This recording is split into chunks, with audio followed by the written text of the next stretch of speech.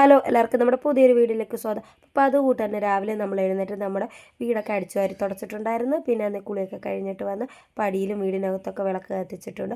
പിന്നെ വിളക്കൊക്കെ കത്തിച്ച് കഴിഞ്ഞപ്പോഴാണ് ഓർത്തത് തലേന്ന് ചേട്ടനാണ് ശബരിമലയിൽ പോയിട്ട് വന്നതിൻ്റെ പ്രസാദം കൊണ്ടുവന്നിട്ടുണ്ടായിരുന്നു, ശബരിമലയിലെ ചന്ദനം.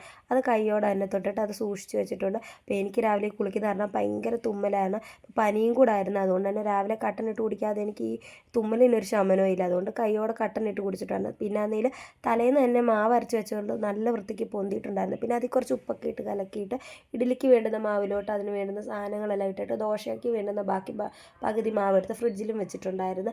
പിന്നെ ഇഡ്ഡലിത്തട്ടിലൊക്കെ എണ്ണയൊക്കെ തൂത്തിട്ട് ഇഡ്ഡലിക്കുള്ളത് റെഡിയാക്കാനായിട്ട് ആവി കയറ്റാനായിട്ട് വെച്ച് നമുക്ക് ഇഡ്ഡലിക്ക് കറിയായിട്ട് തലേന്നത്തെ സാമ്പാറും പിന്നെ തേങ്ങ കൊണ്ട് ചമ്മന്തിക്കറിയും പിന്നെ തക്കാളി ചട്നിയുമായിരുന്നുള്ളത്. അപ്പോൾ ചേട്ടനാണെങ്കിൽ ചമ്മന്തിക്കറി ഇഷ്ടമാണ്, തക്കാളി ചട്നി ചേട്ടൻ കഴിക്കത്തില്ല, അതുകൊണ്ടാണ് ചമ്മന്തിക്കറി വെച്ചത്.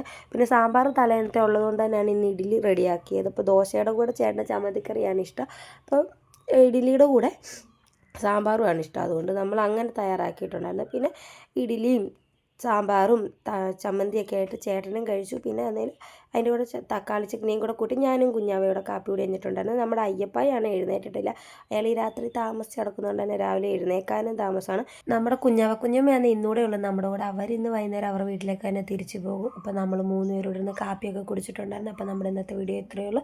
ഇഷ്ടപ്പെടുകയാണെങ്കിൽ സബ്സ്ക്രൈബ് ചെയ്ത് കൂടെ കൂടണേ. Okay, bye.